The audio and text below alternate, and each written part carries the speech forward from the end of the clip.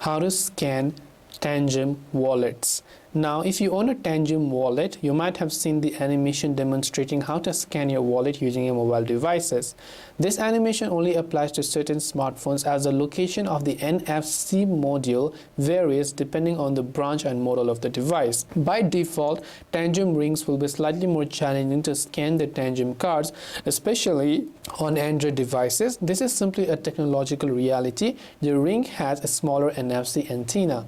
Now, to scan the Tangem Ring, you must actually open the ring of your finger. First, you open the app and then just tap on Scan Tangem, and you must open the ring on your finger and place it exactly where your smartphone's NFC module is located, and this depends whether or not your phone supports NFC and where the NFC module is. Then after you've done that, just keep in mind not all smartphones might have NFC, although most modern devices do support this functionality. Then after you've done that, you should be able to go ahead and then scan Tangem Wallets.